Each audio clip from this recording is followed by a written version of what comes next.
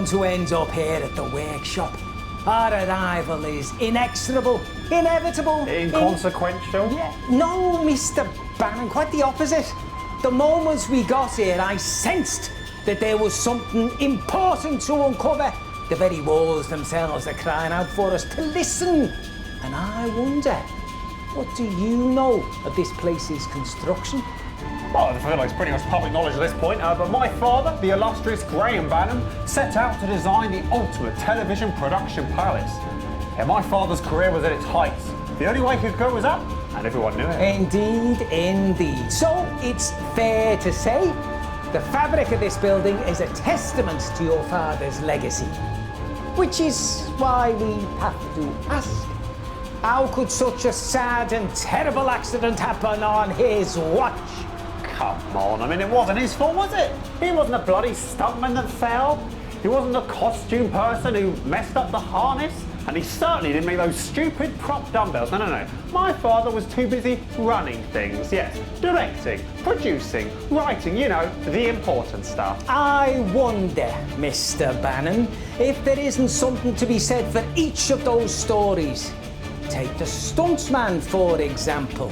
He was a professional, was he not? Well, he was supposed to be, but my father said he was in fact a drunk and an incompetent. Well, I wonder, Mr. Bannon, which version is true? Both? Or maybe neither? The woman in charge of wardrobe and set design came under a large amount of scrutiny. Brent's harness broke after all, and she made his costume. Some say she wanted to sabotage Graham's new show. That seems pretty bloody likely, to be honest, if you ask me. My dad said she was at fault for everything that went wrong with the show. She was incapable of doing anything he asked. Well, of course, given who he was, Graham Bannon would have known better than most. But I wonder, could something else have contributed? The final factor was the iconic prop from the film Percival Peril's dumbbells, incorrectly made so heavy that they put too much strain on both the man and the system keeping him aloft. Which would point the finger at Mr. Sloan, prop master for the production. You know, it would seem to me that my father had to battle through an army of incompetence. I mean, it's a wonder anything ever got made at all. Perhaps, Mr. Bannon, perhaps. Mr. Sloan certainly could have been the cause, but maybe, just maybe, it was something fouler still.